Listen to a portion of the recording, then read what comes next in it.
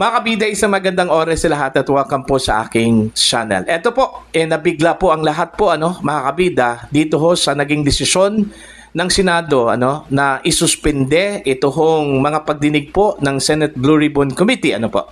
Ito po'y patungkol ho sa issue po ng korupsyon, mga kabida, sa flood control project controversy po, mga kabida. Sinabi po ni Senator Tito Soto, susuriin daw nila muna ito hong mga ebidensya at testimonya po ng mga testigo, bago po nila ipagpatuloy ito hong investigasyon. Ang tanong po, bakit ngayon lang po Diba? Tsaka pa po sinuspindi po itong mga pagdinig matapos pong inimbita ito hong si dating House Speaker Martin Romualdez po, nasa kaligitnaan na po ng investigasyon at papasok na po tayo doon ho sa climax, mga kabida. Ngayon pa po itinigil. Okay? Now, babasahin ko lang muna ito pong balita mula sa Arclight News. Bago ho tayo, mga kabida, mag-react ho dito sa desisyon po ng Senado. Ang kanila pong headline po dito, breaking, investigasyon sa flood control projects pansamantalang ipinahinto ng Senado. Ayan. Kinumpirma ni Senate President Vicente Tito Soto III na sinuspinde muna ng Senado ang pagdinig ng Senate Blue Ribbon Committee kaugnay ng mga maanumaliyang flood control projects. Ayon kay Soto, pansamantalang ititigil ang mga pagdinig habang isinailalim sa masusing pagsusuri ang mga ebidensya at testimonya na naipresenta na sa komite. Giit niya, layunin ng hakbang na ito na maiwasan ang mga haka-haka na may pinoprotektahan o pinatatamaan ang Senado. Ayon. So, again, doon ho sa tanong, bakit ngayon lang po, mga kabida? Kung ang kanilang layunin po dito is susuriin muna nila itong mga ebidensya po at testimonya, bakit po ititigil? Pwede naman po na itutuloy ang investigasyon while itinutuloy po yung investigasyon po, mga kabida, isusuriin po yung mga ebidensya po na tinanggap po ng komite mga kabida. Kasi po hindi kasi may iwasan po na mayroon pong mga pagdududa ito hong taong bayan po, mga kabida, dito ho sa bigla hong desisyon po ng Senate na ititigil muna itong investigasyon na ito. Okay? O di kaya takot po itong Senado po, mga kabida, sa magsusulputang mga witnesses po, mga kabida. Kasi kung maalala po ninyo, sa isang panayam po, mga kabida, kay dating Congressman Mike Defensor, na aside ho dito kay Master Sergeant Gutesa, mayroon pa pong lalabas pa na mga witnesses, na kasing explosive po, kay Master Sergeant Gutesa, mga kabida. Diba? Ito kaya yung iniiwasan po ng Senate? Okay? Kasi yung turo po dito papunta na dun ho sa kung sino man po yung mastermind po, mga kabida. Diba? Hindi po natin sinabi, na ang mastermind po dito, ito hong si Saldico at saka ito hong si dating House Speaker Martin Romualdez, Pero habang gumugulong itong investigasyon at iba-iba yung mga witnesses na lumitaw po, mga kabida, pa-exclusive yung mga testimonya po. Okay? Kaya nga, napansin po ng lahat po, mga kabida, unang-una, yung testimonya po ng mga Diskaya, lalong-lalo na po, ito hong si Curly Diskaya po, mga kabida, na explosive din, Dinawit po ang pangalan po ni Congressman Zaldico, at saka ni House Speaker Martin Romualdez at maging ilang mga mambabatas po dyan sa House of Representatives, mga kabida. Pero hindi ho binigyan ng pansin po, ng komite. Kasi daw, unang-una, hindi daw credible ito pong mga Diskaya po, mga kabida. Kasi po, hindi sila yung least guilty. Kasi may kinalaman din sila daw doon ho sa corruption sa flood control Mga contractors po sila, mga kabida. Diba? At inamin po nila na meron pong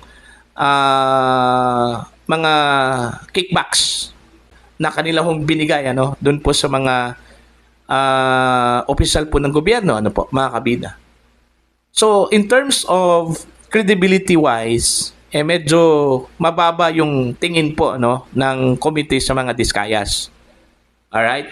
Pero, hindi po nagtapos po doon.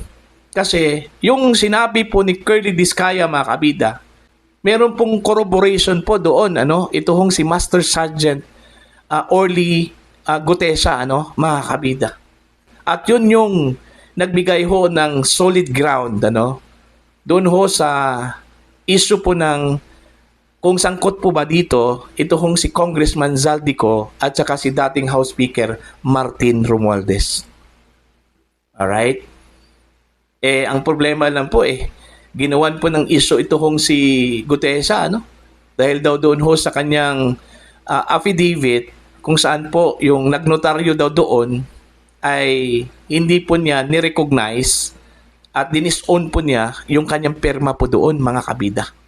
Peke daw yun. Kaya nagkaroon po ng issue po ng kredibilidad ito hong si Master Sergeant Gutesa. Now, kung wala hong silbi, ito hong si Gutesa dahil sa issue po ng credibility, granting ipagpalagay na lang po natin, kasi po, kung tutuusin po makabida, valid yung testimonya po ni Gutesa dahil nakapanumpa po siya sa harap mismo ng mga senador. Regardless doon ho sa issue po ng kanyang affidavit, mas valid yung kanyang pag-take oath doon ho sa Senate bilang testigo, mga kabida. Pero granting for the sake of discussion, okay, tanggalin natin ito hong si Gutesa, okay, tsaka itong mga Diskayas. Kasi may sinabi nga ito hong si dating Congressman Mike Defensor na meron pong lalabas na iba pang mga testigo na kasing exclusive daw kay Gutesa po, mga kabida. Okay? Ito kaya yung rason kung bakit bigla hong sinuspinde ng Senado ito hong investigasyon para lang po mapigilan ito hong possible entry po ng mga witnesses, mga kabida. Ito, tanong lang po ito, mga kabida, po. Kasi para sa akin po, personal kong pananaw po dito, napaka-superficial po yung rason, na isuspindi po yung pagdinig, dahil sinusuri pa daw ito hong mga ebidensya at testimonies po, Pwede naman pong hindi kailangang isuspinde ang pagdinig, mga kabida. Mag-set lang po ng time, kung kailan. Okay? Tsaka, hindi naman siguro aabutin ng isang buwan, yung pagsusuri ho ng mga witnesses at saka yung mga ebidensya po, mga kabida. Diba? Kung gusto ho nilang makuha yung accountability as soon as possible, matukoy ang mga masterminds, kung marami man po sila, mga kabida, kailangan po nilang madaliin po ito. Okay? Kasi ang Senado po, kilala po bilang institusyon na mabilis mag-imbestiga, mga kabida. Tapos ngayon, bibigyan po natin ng ideya at rason ang mga kababayan po natin na baka naman po meron pong pinagtatakpan ito pong Senado po, mga kabida. Ito na nga yung impression po ng ilang mga senador po, mga kabida, na lumilihis na raw doon po sa gusto kong tahakin na direksyon po ng Senado, sa investigasyong ito. Kaya nga, yun yung rason kung bakit po iniwan po nila ito hong si Senator Chis Escudero at Senator Dante Marcoleta, mga kabida, at tumalon po sa kabilang bakod. Okay? Pinili po nila si Senator Tito Soto na maging Senate President kasi hindi daw nila nagustuhan yung direksyon daw, ng investigasyon po ni Marcoleta. Ito ngayon. Okay? Ito na naman yung senaryo po, na umangal na po itong ilang mga senador na hindi po nila nagustuhan itong direksyon po ng investigasyon ni Lacson. Okay, kaya nagbabalak yung 5 mga senador at hindi lang po ito 5, meron pa daw iba na susunod. Okay, naaalis dito ho sa majority block po, mga kabida.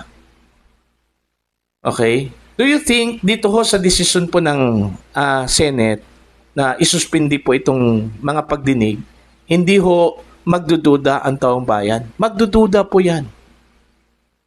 Magdududa po yan. Bakit? Kasi, yun nga sinabi ko eh.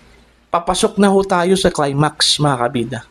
Inimbita na po ito hong si dating House Speaker Martin Romualdez. Although hindi natin alam kung ano yung tugon, doon po sa invitation po ng Senado, mga kabida. Pero at least, inimbitahan po. Okay? Hindi man po pwede nating pilitin because of that interparliamentary courtesy, mga kabida.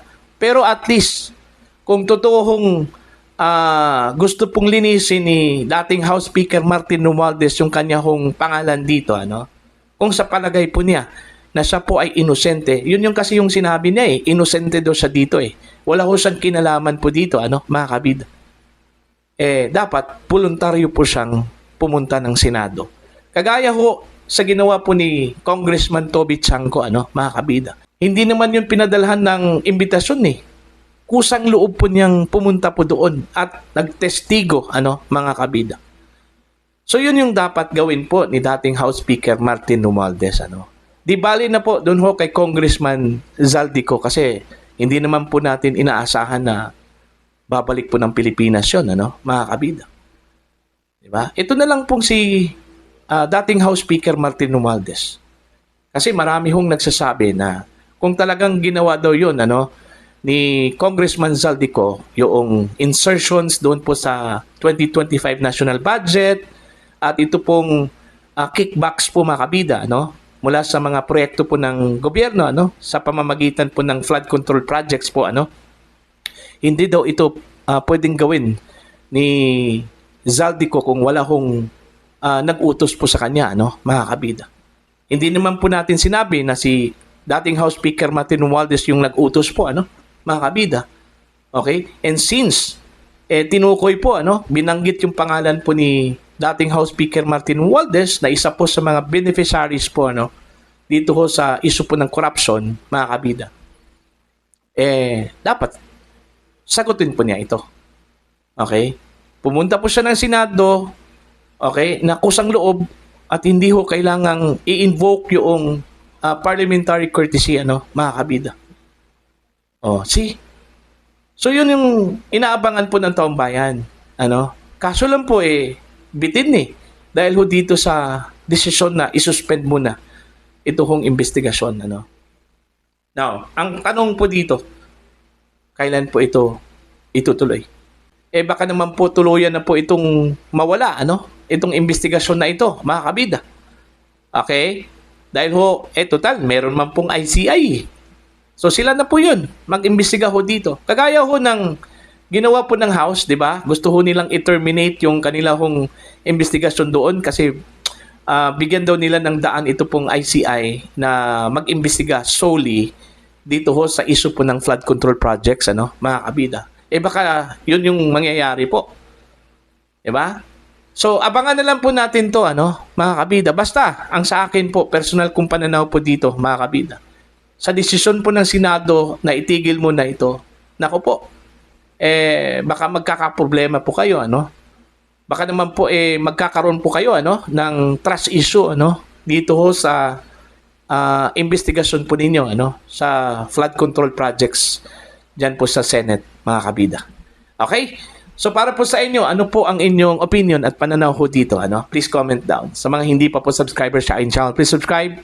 Just click the subscribe button, click the notification bell, click all para updated po kayo mga kabida sa aking mga uploads. Maraming salamat po sa inyo lahat.